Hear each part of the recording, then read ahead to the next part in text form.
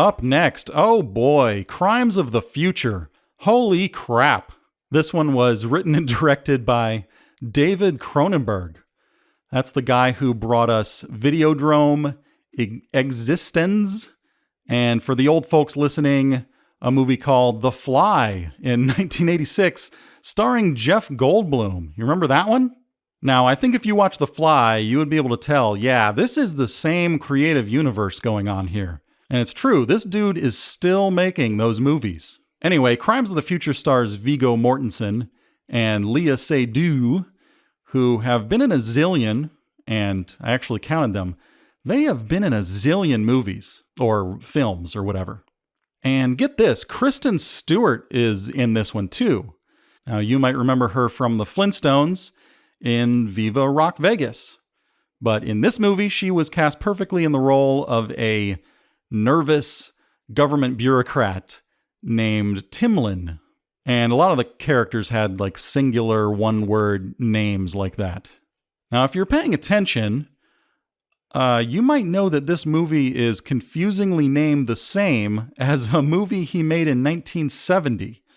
That's over 50 years ago.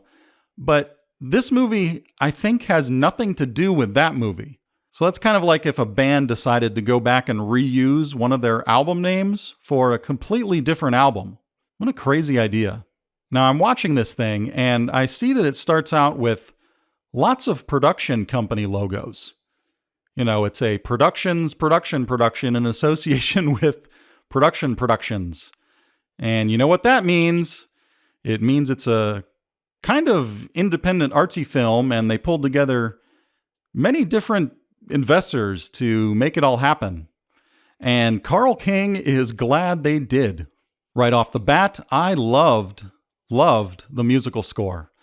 I looked it up and it turns out it was provided by Howard Shore. And guess what other movie he scored? Well, lots of movies, but he also scored The Fly. And that makes me wonder, how did he get this gig? As I was watching this movie, I found myself saying, "What the F?" out loud, repeatedly throughout. Each time a new element was introduced, like revealing another aspect of this bizarre fictional universe, they did not ease into it. No, sir. By the way, I'm noticing it's harder to write a review of a film I actually like. It's just so much easier to point out all of the technical problems in mainstream movies. But I loved Crimes of the Future. And what did I like about it? Well, first of all, as Carl King always says, many of the scenes had barely any dialogue, which is a huge, huge relief to me. The characters took the time to think about things, react, look at each other, read each other's emotions, and much of the dialogue was really unexpected. As it was moving along, I'd be like, well, what would a character usually say? What is this person about to say? And Cronenberg will go in the complete opposite direction and have him say something that you were definitely not expecting. It amazed me that the characters really did behave as if this twisted world Cronenberg created is totally normal. Like they rarely explained all of the oddities. It's like, okay, this is happening now. Huh. Well, all right. And I love that feeling of a high quality, mysterious film that seduces you rather than just telling you everything up front. You know, I tend to enjoy it better without all of the talking and explanations. But we did get a few big exposition scenes. And you know what? It was all right with me because the acting was so good and the world was so strange, I just didn't mind it. Now, this is for the screenwriting nerds out there. I'll tell you this. Almost an hour into the movie, there is almost zero conflict. If you look at it, all of the characters pretty much get along. And also, there is no huge goal.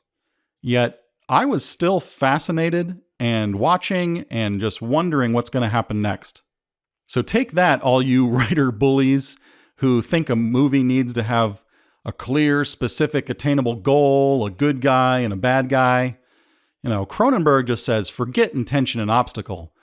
Let's just get weird here with this weird as heck weird movie. Now, regarding the location of the story, Like, where did this take place? You never really see the city they're in. There's never really a wide shot or a big establishing shot.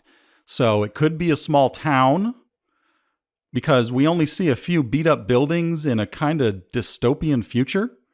So you can't tell what year it is or what the rest of the world is like. Are we in the United States? I guess we are, but it's all just so nondescript. And I don't recall seeing any other modern technology like cell phones or computers.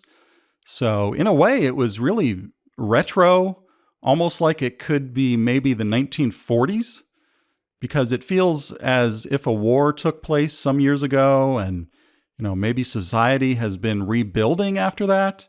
Like, for instance, there's a huge rusted ship, like a ship that goes in the ocean, and it's just partially destroyed and it's fallen over on its side. And some of the characters will hang around it and talk with that ship in the background. But it's never explained why it's there. And the only technology they do seem to have in that world is somehow like alive, and it interfaces with their bodies in this creepy way. So I'm watching this movie, and part of the way through, I had this realization, like checking in with myself, like, wow, I cannot believe David Cronenberg came up with this premise and took it this far. Like, these actors are just sticking with it, committed to it, and making it all happen. They really did this thing, which is just a crazy accomplishment. I looked it up on IMDb, and they supposedly spent $35 million making this movie. And their gross worldwide sales is only $3.4 million, which I guess is a tenth of what they spent. Now, does that make it a financial failure? Are those numbers accurate? Does anybody know? Anyway, back to the review. I don't know if this counts as a spoiler. Maybe it does. So stick your fingers in your ear for like 10 minutes. I don't know. But the premise is basically Viggo Mortensen's character has been like growing these extra mutant organs in his body. So for some reason, he forms a performance art team with Léa Seydoux' character. And in their live shows, she cuts out those extra mutant organs in front of live audiences. And then there was this added detail of like there's somehow tattooing going on inside on those mutant organs. I didn't really get that. And another thing is that in this world, humans no longer experience pain or sex. So watching these live surgery performance art things is like maybe the only way to feel those sensations. So there's lots of Cronenberg body horror and gore and blood and guts, but it's without the violence because rarely do you see someone being injured against their will. So I don't know, does that count as violence if you're not actually violating someone's will? Something else to notice is how the characters relate to each other throughout the story.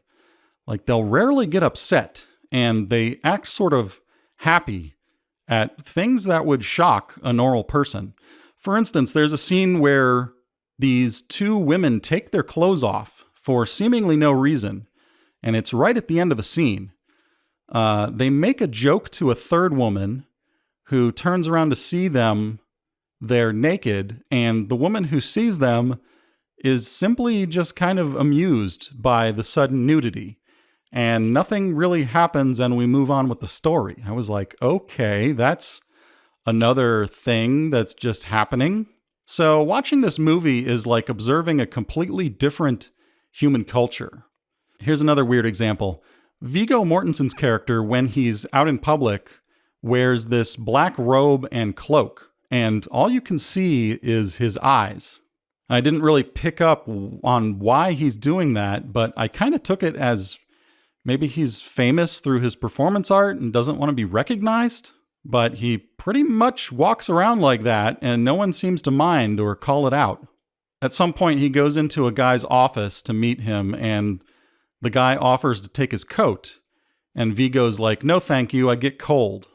And I'm like, what the heck is with that? I think there would be better ways to stay warm other than walking around dressed like, I don't know, looks like a Sith Lord or something. Also, Viggo's character's coughing and throat clearing, kind of like Neil Hamburger, was a really nice touch throughout the movie. And also there was this thing with a weird chair that he sits in while he's trying to eat. And that was another like WTF out loud moment for me. Would WTF out loud, would that be like WTFOL? Is that a thing?